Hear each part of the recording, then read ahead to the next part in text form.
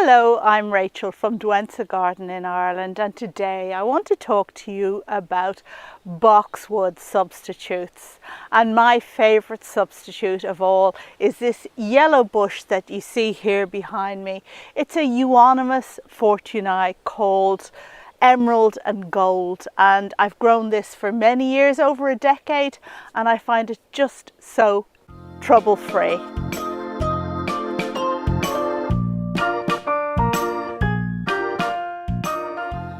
What I love about it is that it's dwarf, slow growing, small leaved and evergreen, or ever gold in this particular case. And if you don't like yellow, not everybody does, then there are 5 cultivars of the same that the RHS recommends, 4 of which are perfectly suitable as box substitutes and 2 of which are green. So if you choose euonymus, for example, that's just plain green, and emerald gaiety is green and cream. But the thing that I really love about this plant is that it doesn't suffer from the diseases and pests which plague box.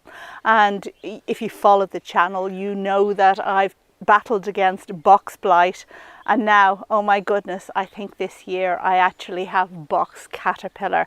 So I have to start seriously thinking about substituting the box in my garden for something, and I look straight at this plant here. Now, just one final word. If you are in the eastern states or Canada, you'll probably know euonymus fortunei as an invasive plant. It's a climber and it's quite invasive. This isn't the same animal at all. It's a cultivar and it is just really well behaved. Now, you may think my euonymus looks a bit messy at the moment, and it does, and that's because it's May. And you know what I do in May? I prune the euonymus. So that's what we're going to do today. I prune this plant just once a year, sometimes 2. And if you bear with me, you'll see how nice and neat it turns out afterwards.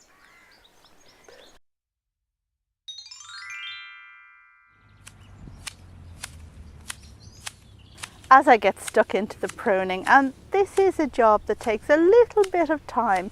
You want to get it right, you want to get it looking nice, not just butchered. I think it's worth mentioning that the RHS has done a lot of work on finding substitutes for box, and this is in the wake of all of the problems people have been having with box caterpillar and box blight. And they've come up with 11 recommendations for plants that you could grow that are low growing, small leaved, evergreen, hardy in this part of the world anyway, Ireland and England, and resistant to pests and diseases. 2 of those RHS recommended substitutes are euonymus japonicus, which isn't the same as my one here. Mine is fortunei, but actually japonicus is very similar to fortunei in cultivation. It's hard to tell the difference. And in the wild, euonymus japonicus has an erect habit, while fortunei, as we already mentioned, is a climber. But you can clearly see from my cultivars here that they don't climb. I'll link to the RHS page in the description down below my video, where you can go and check out those 11 potential substitutes for your garden if you're interested. I'm not going to just rehash what's already on that page, especially since I haven't actually used many of those plants in my own garden, so I don't have any personal experience to impart.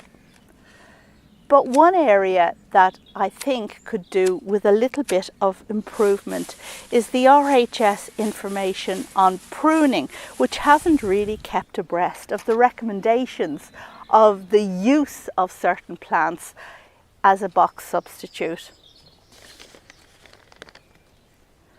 So, for example, a recommended box substitute is euonymus japonicus green spire. And if you check the pruning information for this plant, it says pruning group 8, which is trim if necessary. Now, if I buy a euonymus japonicus green spire as a box substitute, I want to trim it annually to keep it neat looking, and that's the point. Pruning Group 8, however, specifies prune when required, generally in mid to late spring. The word generally isn't terribly helpful here because you may want to tidy up your euonymus in late summer, and there's no guidance for that. As I continue the pruning of my 6 euonymus bulbs, one thing I keep an eye out for is reversion. So on variegated plants like this, in spring, you really need to check if any shoots are pure green, and if they are, you need to take them out, because if you leave them very soon, that pure greenness, which is much sturdier than the variegation, will take over the plant and it'll just go back to its original form.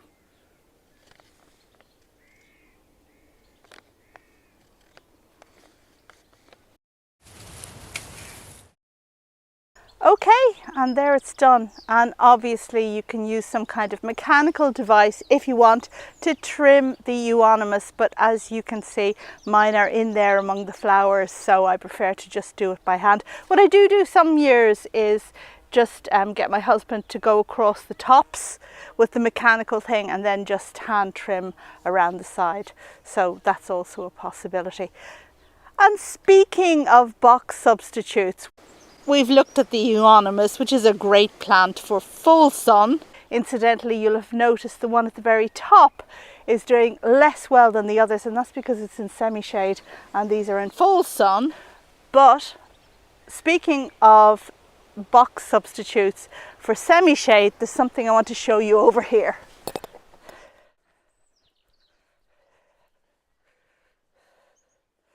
Grrr!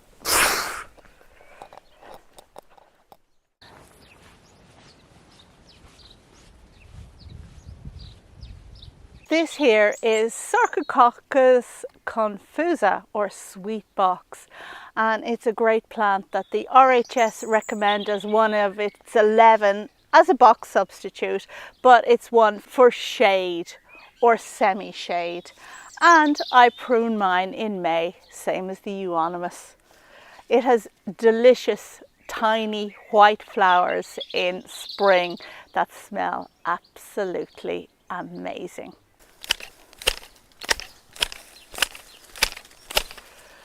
This one I do find a little bit harder to clip, and also it ends up looking a little less neat than the euonymus, but you'll see.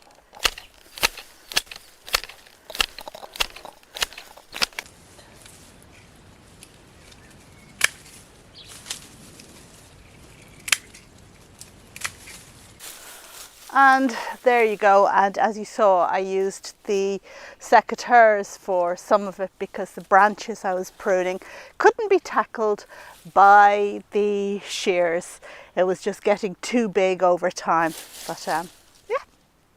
And now that I have my box substitutes all looking lovely, it kind of brings me to the end of the video. The box, on the other hand, isn't looking so great, but we won't go into that in this video.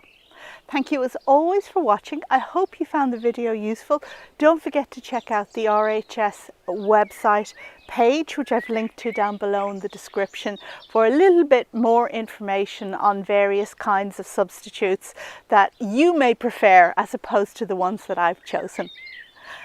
I said thank you for watching, so I guess that's it. And if you haven't already subscribed to the channel, I would appreciate a subscription. Thanks. Bye.